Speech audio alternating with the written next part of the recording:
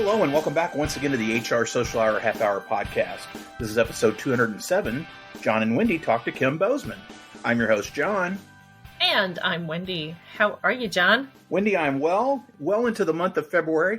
Once again, excited that this episode is sponsored by our friends over at Workology. Yay! Thank you, Workology. Make sure that you check out workologycouncil.com to learn more about the HR Mastermind program that they're putting together right now. And Wendy, we're right before the chat that comes up the day before Valentine's Day. Ooh. I think this could be the one to break all the records. I hope so. I don't think, and I know I just did the top 10 as far as numbers. We have never cracked 1,000 official tweets. I know we have, but people haven't tagged properly, so we can't count those. Can't count it if you don't tag HR Social Hour. So if everyone tags, I think we'll be well over 1,000 for this chat. For those of you that are not aware, this chat is Why I Love HR. It has come to us from our great friend and our favorite Canadian, Melanie Peacock. Yes. We love chatting with Melanie. You all love chatting with Melanie. So join us the day before Valentine's Day. Go out, get your last minute gift for your sweetheart, and then jump on the chat, 7 p.m. Eastern time. We hope you'll be there. The questions are available on Wendy's blog already, and we always share those out. I know sometimes people ask during the chat, hey, where's such and such question? Unfortunately, folks, as we're going in real time, I have loaded all the questions up beforehand. So they come out, and just so if you are new to the chat or coming, so you know, the first question will always come out at 7:05 Eastern. And then they come out every 5 minutes after that. Yeah. 10, 15, 20, all the way to 7:55. That's last call. If you miss it, I'm sorry. I don't, because we're trying to manipulate, especially in our last chat that we did with our friend Christy Engler, had almost 800 tweets. And that's a lot to digest in an hour. It's a lot. It goes fast. Yeah. So if we get close to that 1,000, Wendy and I may just quit. We may be done after that. Yeah. That'd be a great way to call it, but we're not. Yeah. Not really. Don't worry. We're not calling it. We may take a break. Once again, there's no wrestling afterwards, so I may hang around a little bit online. You never know to do it. Please, if you're not able to join us then, please contribute. But make sure that you add that HR Social Hour tag, because when you just reply to me and there's nothing else in there, it gets lost. I don't check it. I think I've told folks I'm so worn out. I don't respond to those tweets later. Yeah. Please don't be offended. It's that hour and we've gone on. It's a long one. And I've mentioned this in the past. I'm usually jumping on again Monday morning, 6 a.m., 7 a.m. And our friends in Europe are jumping on then too. So it's never too late to jump into the conversation. I'll just say that. But got to use the tag. So join us if you can on that evening. Bring your favorite Valentine candy or cocktail or whatever it is. Whatever you want. Join us as we talk with Melanie about a great topic and reflect on some really positive, good things. Speaking of positive, good things, I'm really excited about tonight's guest. And we've gotten to know Kim over the last little bit. We had a chance to visit a few weeks ago, and I said, hey, I'd love to have you come on and talk about you and what you're doing and all the cool stuff you got going on. Without further ado, let's make the introduction and get started. Yes, super excited to welcome Kim Bozeman to the show. KB looks at HR a little differently than your average consultant. She can talk ROIs, KPIs, and P&Ls and understands that business needs to make profit to stay in business. Today, she takes the best practices from Fortune 500 companies and translates them for smaller businesses. Now, you'd never send a football team out to the field without solid offense and defense. When it comes to running business, you need a solid operations and a human resources plan too. As a serious football plan, do not call her during the game. So, Sunday afternoons off limits, folks. Kim can coach you on how to build the best teams to support your business goals. People are the key to maximizing your profit and your productivity. Founder of KNB Sensible Solutions, Kim works with small businesses to develop the structures and processes you need so you can grow and scale while staying compliant with all of California, all their rules, regulations, and guidelines. Kim holds a BA in political science from CSU and a certification in diversity, equity, and inclusion on the workplace from the University of Southern Florida Business School. Kim is actively involved in her community and is an advocate for social justice. She is the deputy director of the Voter Access Project, advocates for small businesses with the National Small Business Association Leadership Council, and on the CAL-IPGCA cohort of 2022, helping develop public-private partnerships. That's almost as many letters there as BGSU's program from our sponsorship last month. So Kim, first question, as always, what is in your glass? All right, Wendy, tonight it's water. I wish it was whiskey, but it's water. I do wish it was whiskey, but got to stay hydrated, right? You got to stay hydrated, and water's acceptable. It is also a little earlier out your way, so we understand that too. It's fine. KB, again, we're so glad that you're with us, and we have to ask, how in the world did you get your start in human resources?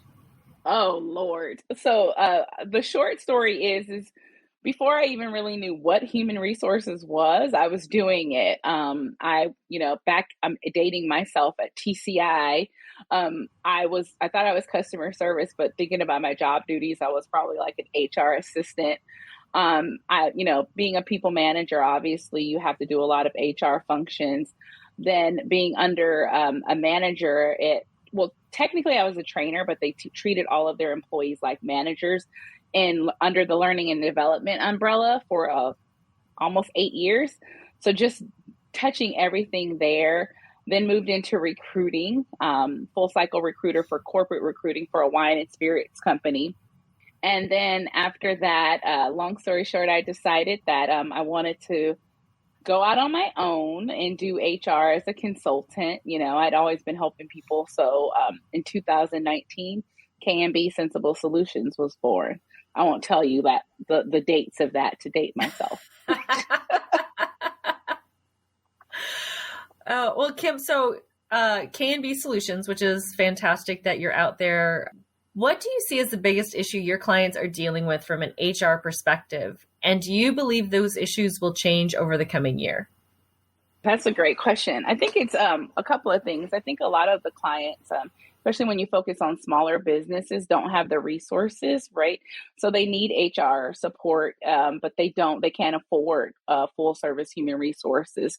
And so, especially in California, where it's extremely employee friendly, right? You have a ton of people doing things wrong because they have no idea. So I think the biggest thing is a lack of education and a lack of resources. The next thing to answer your question is do I believe that it's going to continue? I hope not. There are people like the HR Mavericks out there really trying to democratize HR and make it more accessible so that companies can have access to human resources. Obviously, also with the wave of consultants, right? There's a lot of small businesses. While we all know the value of HR, there's a lot of small businesses that just need a touch point, right? They need that foundational structure. And once that's established and they're educated and they have someone to go to, then they can have that support. So I would say that I hope it won't always stay this way. And that as long as we have businesses and our government that really pays attention to the value that small businesses bring, then we can advocate for change, which is a huge reason why I joined the National Small Business Association Leadership Council, right? Is this so that we can, to amplify the voice of marginalized and Black-owned businesses, but also to speak on behalf of smaller businesses and urge our elected officials to realize the significant contribution that small businesses bring. 46% of people work at a small businesses, and what that does to our economy. We really need to be pooling resources and building those small businesses up instead of corporations. Kim, I think you probably face some of the same challenges I do in Virginia from a COVID perspective. Can you speak to some of the issues that are, as I always tell people, there's HR in the United States and then there's HR in California. There's just this another level of challenge, but can you speak to some of those issues? Because I think you've got a lot of the similar things from a reporting perspective and things that most people don't have going on. Yeah. So I know it's so funny. I don't know, maybe I'm a freak of nature, but I actually love like the craziness that is California. It keeps me on my toes, and I learned, sometimes I think I know things, and then it's like, oh, I did not know that. But, to answer your question, it's very funny that you say that, because just last night, Newsom reached a deal that will bring back the 80 hours of supplemental leave for COVID for employers. So it's not official yet, but it's going to be retroactive. And so you have that, which employers that have 26 or more employees are now like going to be faced with that. You have California Family Rights Act, right, which is CFRA, which applies to businesses with 5 employees or more. So it's pretty much like Federal Medical Leave Act, but we're 5 people, right? And so the reality is though, while I definitely appreciate and love the friendliness and the looking out for the fellow common brother and sister, right? We have to look at that from a business lens for smaller businesses that don't really have the resources to lose an employee for 12 weeks of unpaid leave, right? So it's a very delicate balance, right? You have Cal OSHA and, all of those different standards. So if you look at even with testing, right, and the mandate of, even though the Supreme Court has overturned it, you have, or in California, my full-time job is also, I work at the state, and Newsom decided that they would offer testing or being vaccinated. So you have all of these employers being responsible for testing their employees, right?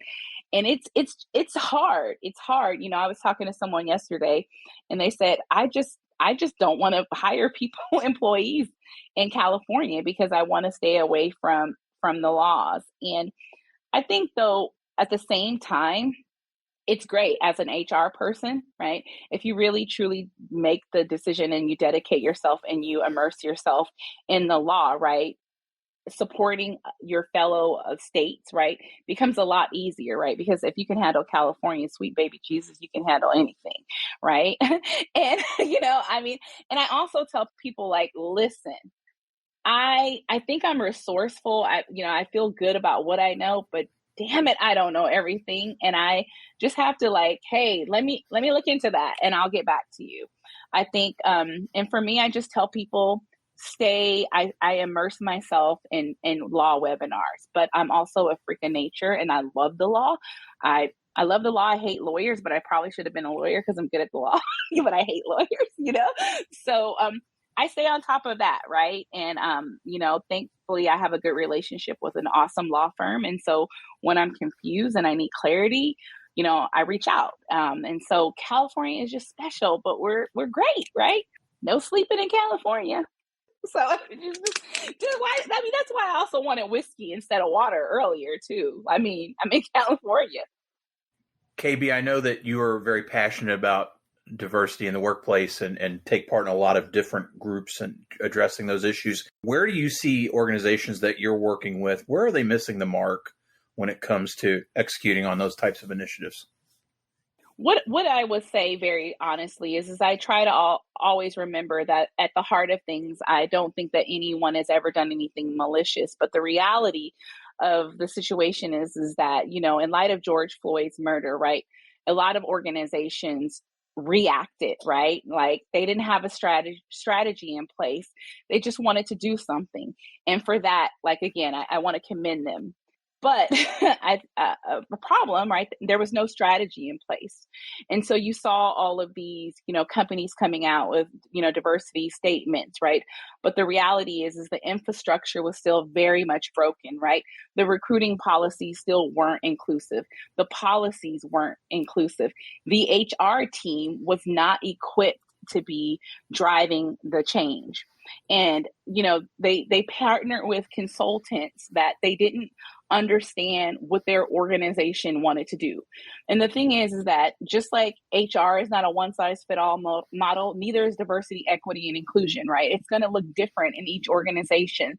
Diversity, equity, and inclusion at a tech company in San Francisco is going to look a whole hell of a lot different than a tech company in North Dakota. So the first thing that companies should be doing, right, and should have done was take a look at what they stand for, their mission and their values, and find a way to infuse that into their culture. And secondly, talk to their employees, right? Because you have, sometimes I have people ask me, would you write our diversity, equity, and inclusion statement? No, yeah, that should come from executive leadership in your employee resource group, right? Because if you're just dictating, some statement, right, and it's not what you're living out, it's performative.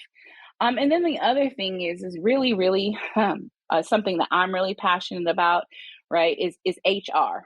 In the last 2 years, I love all things HR, but because of some personal things, I had a lot of time to immerse myself in HR communities and groups. And, HR can be either your biggest hindrance or your biggest asset to your diversity efforts. And it's really important for the HR professional to understand and respect the value of diversity, equity, and inclusion. And it's also very important that we recognize that it's not HR's role to be leading, just like it's not our roles to be the COVID compliance officer. It's also not our role to be leading the organization's diversity, equity, and inclusion's efforts. But what we can and we should be doing is working with our executive leadership team to talk about those initiatives and have that consultative approach, right? So that they understand the value to what? The bottom line and the culture, right? But to identify that it's not HR's perspective, but we need absolutely HR to come alongside the consultant or whatever outside resource that they use. And so education is something that I'm really big on. And I think, before we go and we talk about a strategy and we're bringing in a consultant, people need to understand what is a microaggression, what is racism, what is anti-racism, what are those things? Now, I'm not a diversity, equity, and inclusion consultant, but I'm a consultant that will come along my organization and first give them that fundamental training, right? And then explain to them, this is what we need to do.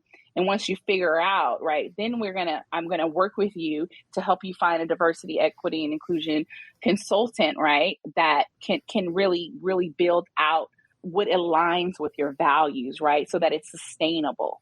No strategy, you have to prepare, right? And you also have to understand that it's the work is continuous, right? It doesn't stop. It's going to the belonging is the difficult part, right? It's easy to make a statement, but transforming your organization and making it inclusive, that's a lot of work. And I don't see a lot of organizations truly doing that. Kim, recently, or in the last year or so, we've gotten to know you through the HR Social Hour, through our chats and through Twitter and such. So how did you first discover the HR Social Hour? And what's been the most powerful thing you've learned from taking part? Oh, man, that's such a good question. So my HR rebels, I want to say, was it Tracy Spanenberg? Tracy's like my shero, told me about this great community because we were talking about like how there's a lot of HR, right? There's a lot of people that like, and she's like, "Are you not on Twitter?" And I'm like, "Yeah, but I don't really like anyone." And she's like, "No, there's like great people."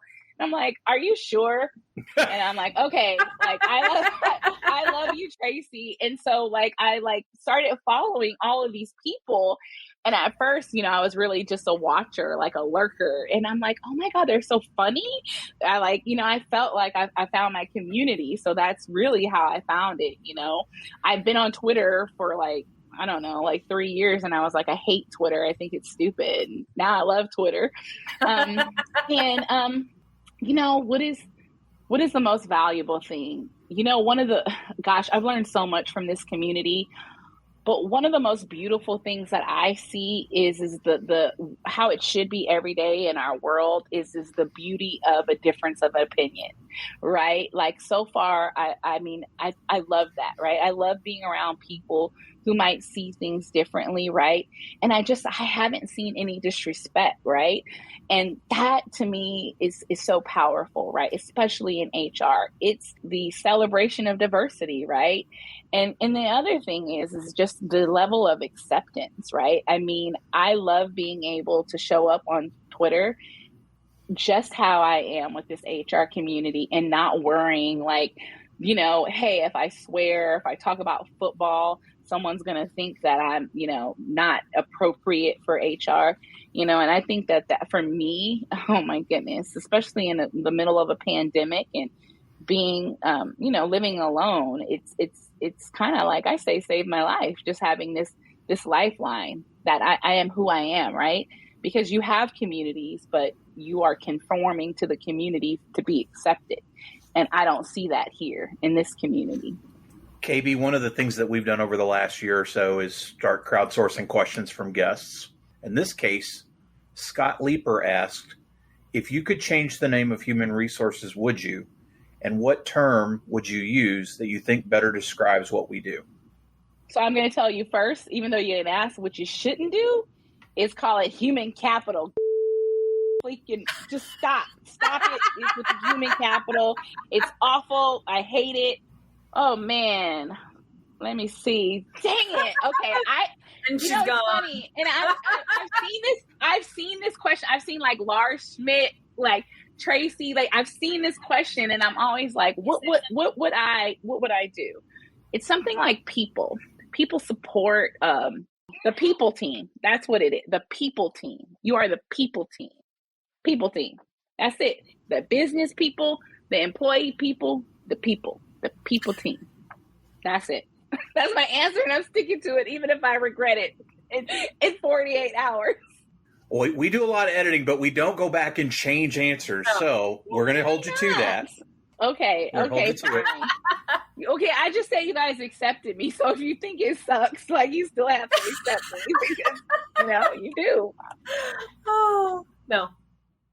With that, we're going to take a quick break, and we'll be right back. The Workology Council is powered by Workology, and we are proud to sponsor the HR Social Hour. The Workology Council is a mastermind community for the disruptive HR leader who is looking for more. We are a group of experienced HR professionals who share a common goal to succeed by leveraging the influence, resources, and knowledge to fast-track our own personal growth and business transformation. The Workology Council will be the HR business tribe that you have always wanted to be a part of in your entire HR career.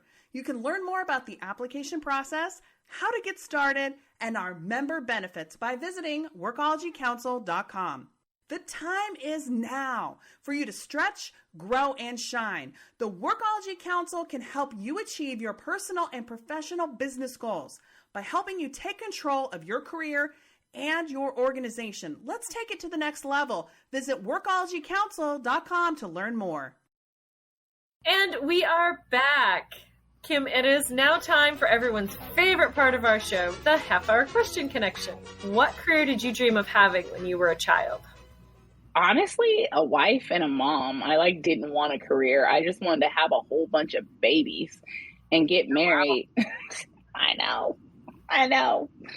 Now I'm completely the opposite. I'm all career. I'm not married and no babies, but that's the truth. Who's one person you've gotten to know in the last year that you think more people should know? Oh man. I don't like this question. Oh man. I can't pick one person, John. I can't. Okay. About two. We'll give you two. Okay. Millie Krishman and Tracy Spangenberg, if I have to pick two. Whew. Oh, man. It's the hardest question. I am sweating. Right Thank there. goodness this is a podcast because I'm sweating right now. That was a hard question. I'm hyperventilating. All right, KB, if you could go back to the start of your career, what's one piece of advice you would give yourself based on what you know now? Everybody else. Do what you love, right? You don't need anyone else's validation. You don't need anyone else's permission. Everyone, follow your dreams, right? Because there's a lot of advice out there. And, just follow your dream. Honestly, I swear. I mean, I actually told myself that yesterday. So even though I would go back and tell my younger self, I'm still telling myself that. I love it. KB, how do you enjoy giving back to your community? I am, I try to help small businesses pro bono with HR services, but I'm also extremely passionate about civic engagement and registering to vote from a nonpartisan lens. I mean, the reality is that I just want people to understand what's at stake, and whatever side of the fence you sit on, they both have agendas. And it's really important to me to just be a resource of education. I mean, at the end of the day, I wish I could say that I had no bias, but we all have some kind of bias. I just try to be honest about that. So that's the work I do with the Voter Access Project. Last election, my buddy John Ivy and I developed a 6-week series to just educate people about what's on the ballot, right? And to make space for people who really don't understand. I think it's really, really important. We've taken civics out of our high school, at least in California. And, I just want people to understand. So that's really, really important to me. At the pandemic, when the pandemic happened, you had so many people impacted by unemployment. And so it was great because I was an intern for Congressman Jerry McNerney. And so just being able to be a resource for people that were stuck in bottlenecks with the unemployment office, and being able to work with, at the time, our local assembly members, his chief, to help people get, it moved along for their unemployment. That's what matters to me. I'm like this nerd that loves all things law and compliance and state agencies, and being able to support my community. At the time I was ill, and I was actually on disability myself. And so just being able to give back in that lens is important to me. Very, very important to me. It's probably the most important work that I've done in my life, I would say. KB, what's your favorite movie? Oh, man. Okay. So it depends if I'm feeling like a tough girl or if I'm want to just cry and just have snot running down my face. I would say so I really love Scarface. Say hello to my little friend. You look like a piece of bread. And then I also like Pretty Woman. I know. It's just, I know. God help me. Oh my gosh. This is awesome. Those are my two. I can't really pick because it just depends. If I'm feeling feisty, and I'm it's Scarface and it's Pretty Woman. I love all things Julia Roberts. She just makes my heart happy. I miss her. I think this is the second time that Scarface has been mentioned on this show. I think so. I don't remember who, but yeah. I think it's the second time. And I think Pretty Woman's been mentioned too. Not together. Those are my people. Not together. I know. Yes, but that's this is a really accurate reflection of who I am, right? Pretty Woman, Scarface. I mean, that's I can't talk though, because my two are the 10 Commandments and Christmas Vacation. So, Okay, see, Chevy Chase and Christmas. National Lampoon's Vacation. Yeah. There's just some great movies. There's some great movies out there. So, yeah. So I just try to say, because I have a lot of movies that I like the ones that I watch over and over and over again. I'm gonna call that my favorite. Yeah. Yeah. Now I want to go watch Scarface tonight. What's your favorite or the most memorable live performance that you've ever attended? Oh my God, Janet Jackson, The Velvet Rope. Okay, I'm totally dating myself, but in high school I used to dance, and the way I grew up, I never went to concerts or anything like that. So when I got to go to Janet Jackson's The Velvet Rope, I thought I was one of her backup dancers in the audience, and I think people were really annoyed with me, but I still think about that. She's just a great performer, and I just smile thinking about it because it was the best. KB, if you could be on any TV show, either as a character or as yourself, what would it be? I thought about this deeply. I'm gonna say it definitely would not be me because I'm kind of boring. But I would probably say, even though it's not on, does it have to be a show that's on now, or could it be have canceled? Okay. So it would definitely probably be Scandal, and I would be Olivia Pope, the fixer. Oh. Yes, Scandal with Kerry Washington. Yes. I think you're the first person to actually mention being a fictional character. I think everyone else has said they would be on like a Jeopardy or the Great British Baking Show. And so I love that you picked a fictional character. That's awesome. No, I would be Olivia Pope because in my head, like I'm her, and then I want to be Stacey Abrams when I grow up. So Olivia Pope, she's awesome. Yeah, exactly. So that's what I would do. Yeah. It's been announced that it's going to be Kim Bozeman Day all around the world. What are we doing to celebrate? Okay, we're drinking coffee, we're eating tacos, and we're registering people to vote. And then we're watching football. I love it. That's what we're doing. That sounds like a pretty good day.